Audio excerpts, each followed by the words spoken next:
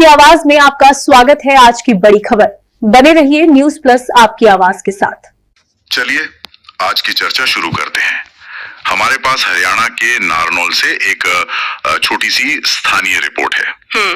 तो रिपोर्ट का जो केंद्र है वो है नारनौल की मार्केट कमेटी के नए chairman Babulal Yadav. Market committee मतलब वो संस्था जो स्थानीय अनाज मंडी के कामकाज, खरीद फरोख्त और किसानों की सुविधाओं का पूरा जिम्मा संभालती है। हाँ, एक तरह से ये उस इलाके की कृषि अर्थव्यवस्था का दिल है और इस दिल को चलाने के लिए एक नया चेयरमैन आया है। तो सवाल ये उठता है कि क्या ये जमीनी राजनीति में बदलाव की एक सच्ची कहानी है या फिर एक बहुत अच्छी तरह से लिखा गया राजनीतिक नाटक। चलिए आज इसी की पड़ताल करते हैं। ठीक है, तो शुरू करते हैं पहले सीन से। पद संभालने के ठीक बाद नए चेयरमैन का पहला काम जी। रिपोर्ट बताती है कि बाबूलाल यादव ने सबसे पहले केंद्रीय मंत्री राव इंद्रजीत सिंह, स्वास्थ्य मंत्री आरती राव और मुख्यमंत्री नायब सिंह सैनी का आभार जताया। अब ये तो एक सामान्य शिष्टाचार लगता है ना? लगता है, पर ये सिर्फ शिष्टाचार नहीं है, ये स्थानीय राजनीति का पहला नियम है। अच्छा। सत्ता हमेशा ऊपर से नीचे की ओर बहती है। ये धन्यवाद सिर्फ एक थैंक यू नहीं है, ये सार्वजनिक रूप से अपनी लाइन ऑफ कमांड की घोषणा है। मतलब वो मंच से पूरे नारनौल को बता रहे हैं कि उनके पीछे कौन सी ताकतें हैं। इससे स्थानीय स्तर पर उनकी बात को और वजन मिलता है। ये शक्ति का प्रदर्शन है, विनम्रता की आड़ में। अच्छा, मतलब ये कहने का तरीका है कि मैं अकेला नहीं हूँ, मेरे पीछे पूरी पार्टी और बड़े नेता खड़े हैं। बिल्कुल। ये तो वाकई दिलचस्प है। और इस शक्ति प्रदर्शन के ठीक बाद उन्होंने एक ऐसा बयान दिया जिसका कोई विरोध कर ही नहीं सकता। किसान जितना खुशहाल होता है तब प्रदेश और देश भी उतना ही खुशहाल होता है। हाँ। ये एक राजनीतिक मास्टर स्ट्रोक है। इस एक लाइन से उन्होंने कई काम एक साथ कर दिए। जैसे कि? पहला, उन्होंने अपनी प्राथमिकता तय कर दी, किसान। दूसरा, उन्होंने खुद को किसानों के मसीहा के तौर पर पेश किया। और तीसरा, उन्होंने एक भावनात्मक और नैतिक धरातल तैयार कर लिया। सही बात है। अब उनके किसी भी फैसले पर सवाल उठाना मतलब किसानों की खुशहाली पर सवाल उठाना होगा। ये एक तरह का सुरक्षा कवच है। सुरक्षा कवच, हाँ ये तो है। ये सीधे उन लोगों से जुड़ता है जिनके लिए वो काम करने वाले हैं। मतलब मैं तुम्हारे में से ही एक हूँ, मैं तुम्हारी तकलीफ समझता हूँ। जी बिल्कुल। और इसके बाद वो सिर्फ भावनाओं पर नहीं रुकते, वो ठोस वादों पर आते हैं और यहीं से कहानी और दिलचस्प हो जाती है। हाँ, उन्होंने आने वाली 2026 की फसल का जिक्र किया। ये भी गौर करने वाली बात है, उन्होंने एक डेडलाइन तय कर दी है। उन्होंने कहा कि किसानों को मंडी में कोई दिक्कत नहीं होगी और खास तौर पे खाने पीने, आराम करने और ठहरने की पूरी व्यवस्था होगी। हाँ बिल्कुल, सुनने में ये बहुत अच्छी और जरूरी बातें लगती हैं। अच्छी और जरूरी है भी। एक किसान जो शायद 100 किलोमीटर से अपनी ट्रॉली चलाकर अपनी महीनों की मेहनत लेकर मंडी आता है, सही बात है, उसके लिए ये छोटी छोटी सुविधाएं बहुत मायने रखती हैं। लेकिन यहाँ एक दूसरा नजरिया भी हो सकता है। वो क्या?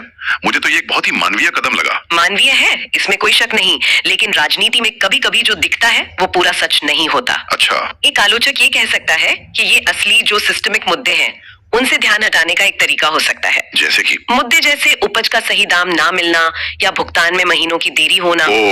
क्या किसानों के लिए मंडी में रुकने की अच्छी व्यवस्था ज्यादा जरूरी है या ये सुनिश्चित करना कि उसे उसकी मेहनत का पैसा समय पर और सही मिले? मतलब आप कह रहे हैं कि आसान वादे हैं जिन्हें पूरा करना शायद ज्यादा मुश्किल नहीं। शायद।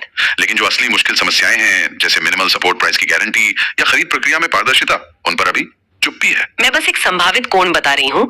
हो सकता है उनका इरादा नेक हो, लेकिन राजनीति में अक्सर आसान वादों के शोर में मुश्किल सवाल दब जाते हैं। ये तो एक बहुत ही महत्वपूर्ण नुक्ता है। और इसी के ठीक बाद वो एक ऐसा वादा करते हैं जो सबसे बड़ा और शायद सबसे जोखिम भरा है। भ्रष्टाचार पर उन्होंने एक सीधी लाइन खींची। हाँ। जब तक मैं रहूंगा मार्केट कमेटी में भ्रष्टाचार नाम की चीज चलेगी ही नहीं। इसमें कोई अगर मगर नहीं, कोई गोलमोल बात नहीं, बिल्कुल सीधा दावा। और जब तक मैं रहूंगा जैसे शब्दों का इस्तेमाल इसे बहुत व्यक्तिगत बना देता है।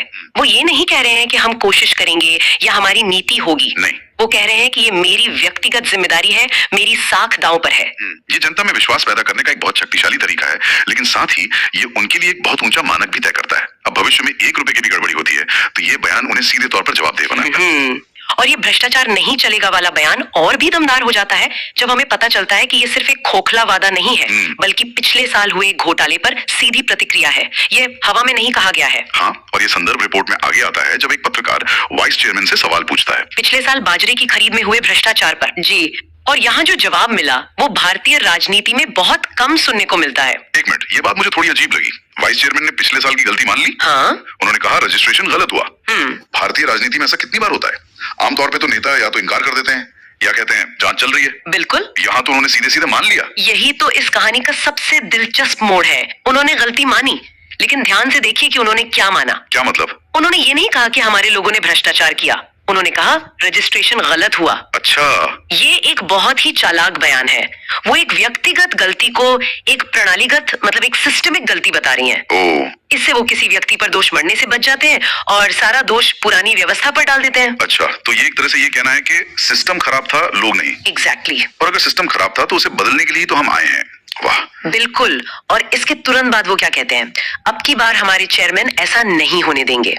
देखिए कितनी खूबसूरती से उन्होंने पिछली गलती को स्वीकार करते हुए उसे अतीत का हिस्सा बना दिया और सारी उम्मीदें, सारी सकारात्मक ऊर्जा, हाँ, वो नए चेयरमैन की ओर मोड़ दी। ये जनता को संदेश है, हमने आपकी समस्या सुनी, हमने उसे स्वीकार किया और अब हमारे पास उसका समाधान है। हमारे नए चेयरमैन। ये तो वाकई एक मास्टर क्लास है कि अपनी जवाबदेही तय किए बिना जवाबदेही कैसे दिखें।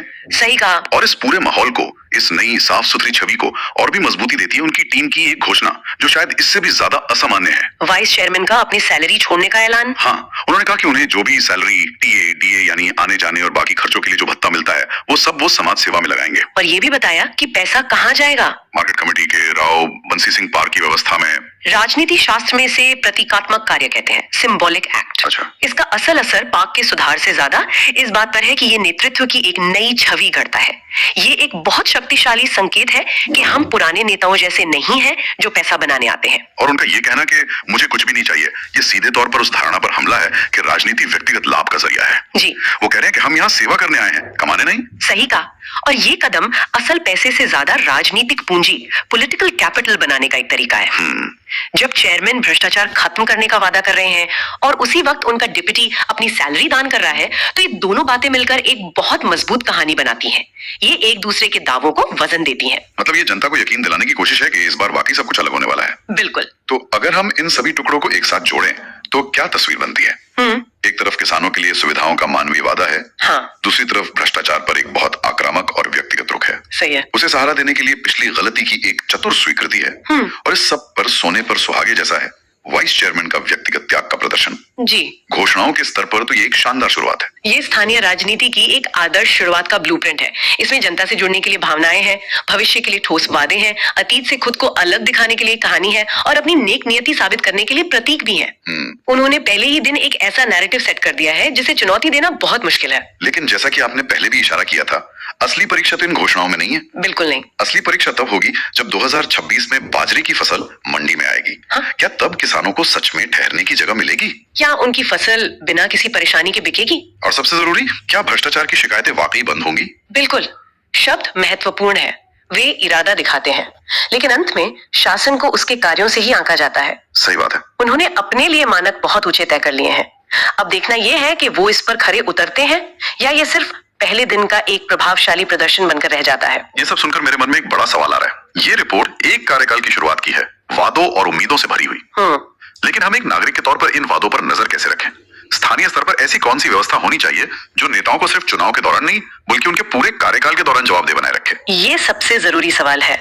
शायद इसका जवाब स्थानीय मीडिया की सक्रियता, नागरिक समूहों के दबाव और आरटीआई जैसे उपकरणों के सही इस्तेमाल में छिपा है। लेकिन इस रिपोर्ट से एक और भी गहरा सवाल उठता है। वो क्या? वाइस चेयरमैन ने एक पिछली गलती को स्वीकार किया और हमने देखा कि ये कितना प्रभावी राजनीतिक कदम था।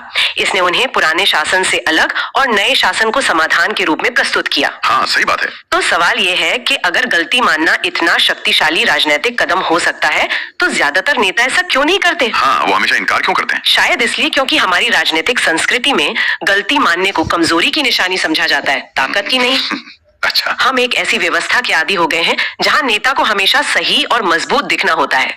शायद हमें एक समाज के रूप में ये सोचना होगा कि हम गलती की स्वीकृति को विफलता के रूप में नहीं बल्कि सुधार की दिशा में एक साहसिक और जरूरी कदम के रूप में देखना कब शुरू करेंगे। एक बहुत गहरा विचार है। जिस दिन ऐसा होगा उस दिन शायद जवाबदेही एक अपवाद नहीं बल्कि एक सामान्य बात बन जाएगी। मार्केट कमेटी में जो जिम्मेदारी मुझे भारतीय जनता पार्टी ने, आदरणीय नेताजी ने जो जिम्मेदारी दी है उसको पूरी ईमानदारी से और निष्ठा से और पूर्ण समर्पण भाव से किसानों के हित में फैसले होंगे। अंतर में कहीं ना कहीं जो है भ्रष्टाचार की बू आई थी, तो क्या आगे इस तरह की समस्याएं किसानों को ना हो और किसानों के लिए मंडी में व्यवस्थाएं कैसी रहेंगी, उसके लिए आपका क्या प्लान? आगामी रबी फसल 2026 में जैसे ही किसान अपनी फसल बेचने के लिए मंडी में आएगा तो किसानों के लिए विशेष सुविधा होगी, शुद्ध पेयजल होगा, खाने की व्यवस्था होगी, आराम और ठहरने के लिए विशेष व्यवस्था होगी। और भ्रष्टाचार के नाम की चीज तो नारनौल मार्केट कमेटी में बिल्कुल किसी भी तरह से भी आप भी रहेंगे और भी रहेंगे, ये आवाज जब तक मैं रहूंगा मार्केट कमेटी का चेयरमैन, ये भ्रष्टाचार की बात तो कभी जीवन में उठेगी नहीं। जितने समय तक मैं रहूंगा भ्रष्टाचार नाम की चीज मार्केट कमेटी नारनौल में कभी चलेगी नहीं। जो जिम्मेवारी मेरे को राव इंद्रजीत जी ने, एनआरपी राव ने, मुख्यमंत्री नायब सिंह सैनी ने सौंपी है, उसका मैं कर्तव्य निर्वाह करूंगा। और मैं ये कहता हूँ कि जो भी मेरे को सैलरी, टीए, डीए वगैरह जो भी मार्केट कमेटी से मिलेंगे, वो पैसे मैं एक भी पैसा नहीं लूंगा, बल्कि राव बंसी सिंह पार्क है मार्केट कमेटी का एक ही पार्क है, उसकी साफ सफाई देख रेख के लिए देता हूँ, मेरे को कोई पैसे नहीं है। और इसके बाद किसान की समस्या के लिए हमारे प्रधानमंत्री, मुख्यमंत्री, राव साहब सभी हल करना चाहते हैं। तो प्रधानमंत्री जी की ये सोच है किसानों की आय दुगनी, तो दुगनी तो कर दी, भाव भरपाई योजना के जो है उसके कारण भी, और जो एमएसपी है उसमें भी हमारी सरकार ने इतने रेट बढ़ाए हैं।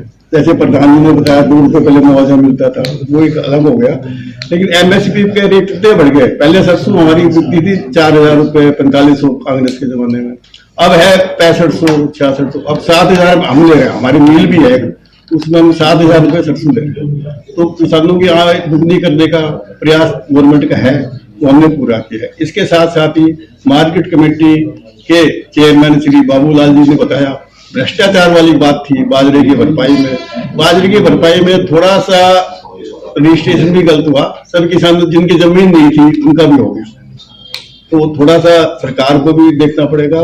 पटवारी महकमे में से जमाबंदी या रजिस्ट्रेशन कराने वाले की जमीन तो होनी चाहिए। कई बार क्या है, जमीन नहीं होती तो भी रजिस्ट्रेशन हो जाते हैं। इन सबको देखते हुए प्रधान जी ने हमें आश्वासन दिया है, भ्रष्टाचार को जड़ मूल से उखाड़ कर बाहर फेंकेंगे।